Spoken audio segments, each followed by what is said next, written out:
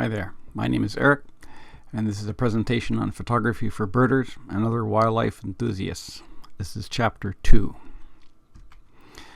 The time of year has a huge impact on taking images of birds. Spring is when they migrate, and you get a chance to see species that aren't normally present.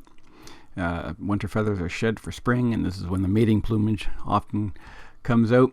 Mating behaviors bring a whole series of things that you just don't normally see, and some pretty interesting activities that they get into. Of course, there's things like nest building and egg laying, brooding behaviors, risk of aggression. The chicks certainly are being hatched, eggs are being laid. I get lots of photographs when I go out and in springtime. I see some pretty amazing things. It's always fun to find a nest. I am always very careful not to disturb the nest and the bird in it. I've heard many stories of people trying to get photographs of birds that are nesting or brooding, and inevitably they drive the bird off and the chicks die. So this is something that I really strongly encourage people not to do. If you see a bird nesting, or give it distance. Another reason why long lenses are nice. These are all photographs I've taken over the years of birds and birding behavior. Summertime is, of course, a time for growth and learning.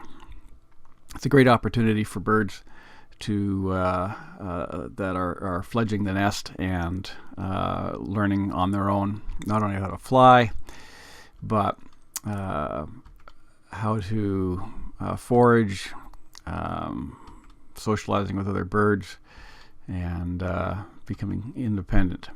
And of course, they're fattening up, getting ready for fall, for either winter or for the trip back. Again, these are photographs I've taken over the years. And can you see the second beak on that one? That's kind of a neat shot. And there's another duck in there besides the two, if you can see it.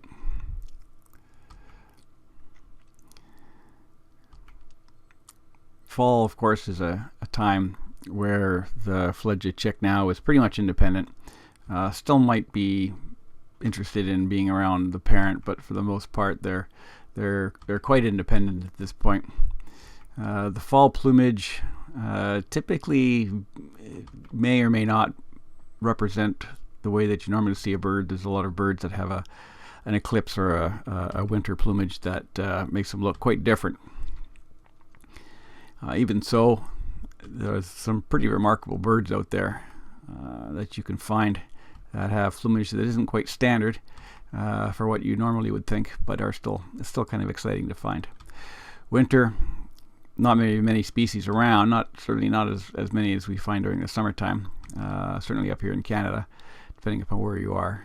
A lot of them head south, but there are ones that are resident here, and gives you a chance to go out and find them and to enjoy seeing all those birds. We have a variety of kinglets up here. This is a ruby. These are common loons, but this is the winter plumage. Chickadees are year-round residents, or stellar jays. And hummingbirds can be found here in the Vancouver area all year. Interior they don't, because it's too cold for them. So one of the things I encourage people to do is to travel. Wintertime, if you're really into birding, you're not going to get a lot of great shots during wintertime, but it's an awesome time to travel. And so when I go out, I go to places like Houston. This is Galveston. This is on a cruise in the Caribbean. I saw masked boobies flying near the ship. That was exciting. Australia. Hawaii.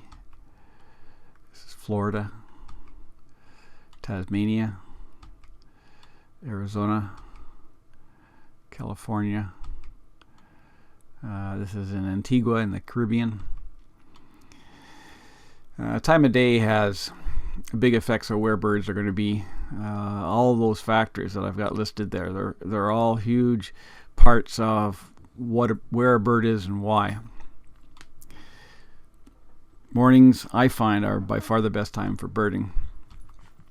They're hungry at nighttime and are looking for food. Temperatures are still cool enough that they tend to be active. Summertime, it gets hot, they look for shade. Crepuscular organisms start turning in early. Nocturnal creatures are looking for shelter.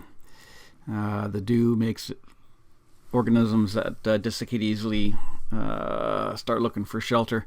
So early morning, these are all times when a lot of these creatures are still out and available. Lighting, of course, sun is low to the horizon, which always makes great photographic opportunities. This is where you want your back to the sun. I recommend people point their shadows at where they're going. There's also not a lot of people out, which means birds aren't likely to be disturbed. So if you find a bird engaged in some great behavior, chances are you're the first one seeing it. These are all photographs I've taken early in the morning.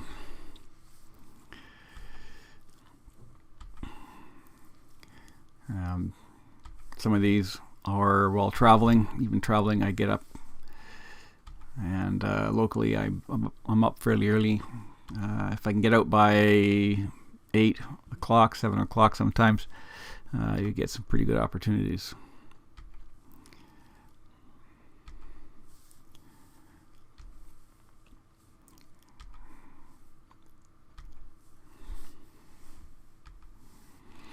Dusk is a different deal. Dusk, there's a lot of birds that start heading to their roosts to find shelter for the night. Usually they've been eating all day, looking for food all day, so most of them aren't terribly interested in finding food at nighttime. They're interested in finding shelter. But this is when specialized hunters appear, most notably owls. A lot of the owls I photographed, I've done so in captivity. This great gray I found in the wild. They're actually pretty amazing. They're not that shy around humans. Great horned owls are always wonderful to shoot. Birds might be comfortable around people. One of the keys on that is birds that live close to humans are typically not going to be too bothered by them. I got a list there of some birds. It's amazing how close you can get. I've even had birds land on my finger if I offer them seed or a little bit of food or something. There's birds that benefit from human wastes. Any dump, you're going to find your fair share of certain groups of birds. Bird feeders are an awesome source of finding birds. There's a variety of seeds that you can offer. Suet's another great thing to give. Woodpeckers will come on a suet feeder, not so much for seed, but suet they are interested in. And of course, any birds that you find in captivity. I've done a lot of spent time in zoos and botanical gardens and whatnot, and there are always great opportunities for shooting there. One of the nice things about birds in captivity is you don't need as strong of a lens. These are some photographs I've taken of birds in captivity, or birds that are very comfortable being around people. This is my backyard feeder. This is a black-headed grosbeak. Hummingbirds, of course, come to hummingbird feeders. You got to be careful with hummingbird feeders because if you don't look after them right, the birds can actually get sick and die. You got to clean them frequently. So we know that birds that are not too shy of humans, that live in areas where humans are, tend to be easily accessed. Birds that aren't are very shy humans that do not like to be around humans. Much harder to get good photographs of. They tend to flee. So you either have to build shelters which you can sit in and hide from them, blinds as it were, or you have to be patient and wait and let them your presence be acclimated to them, or just get really lucky. These are all birds that typically I don't get all that close to. One of the techniques I suggest to people is this idea of starting small. The whole idea is you're walking around with your camera and lens looking for a bird, and you come across and you go, wow, look at that, that is amazing, but you're really far away. It would be great to get a better picture, but you get close and next thing you know it's gone and you lost your shot. So the general idea here is start where you are, take a photograph. That's the nice thing about digital cameras, you can take hundreds if not thousands of photographs on cards. So get a picture and then slowly move a little closer, being careful, moving slowly. When I'm doing this, I do not look at the birds directly. I try to look elsewhere and keep my gaze down, move slowly, and I've been able to get remarkably close to birds doing this. These are some of the hummers that I've photographed over time. A number of them in my backyard. One of the things that I like to be able to do is to set up a camera and use a remote. Okay. Infrared remotes are nice. The problem with an infrared remote is that it's very limited in terms of the distance. And they don't tend to work too well from behind. They're better when you shoot kind of in front of them, which makes the whole point of using them kind of useless. A tethered remote is nice. You can run a wire to your camera, usually limited distance, so you don't get really long remotes. Radio controlled remotes are awesome. You can get literally 100, 200 feet out of these. Velo is one that I've used before. Wi-Fi and Bluetooth are good. Limited distance again, but the cool thing is that you can access them through a tablet, and not only that, but you can also pick your focal point.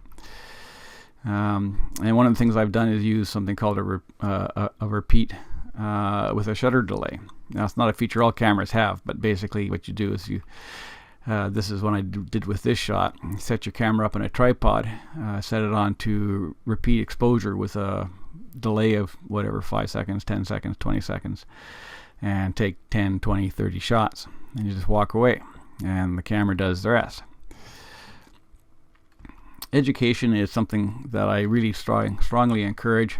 It helps people to make better choices. I always, when I'm out and about, and if I see an exciting bird and I see other people, I will let them know that it's there, and use it as an opportunity to help people recognize the value and the how incredible nature is. These great opportunities come across, and so when they do, I'm always looking forward to sharing, and most people are pretty open about that. One of the neat things about being able to do some of this stuff is, you can use older equipment. These are photographs I've taken with equipment that is now very old, but still amazing the stuff you can do with an older camera and an older lens. They won't cost you as much. This is Eric Svensson. Thanks so much for watching. The presentation you've seen is a PowerPoint that I use for teaching on my course, Photography for Birders and Other Wildlife Enthusiasts. I have a book by the same title. It's got many of my photographs in it. Thanks for watching. Bye.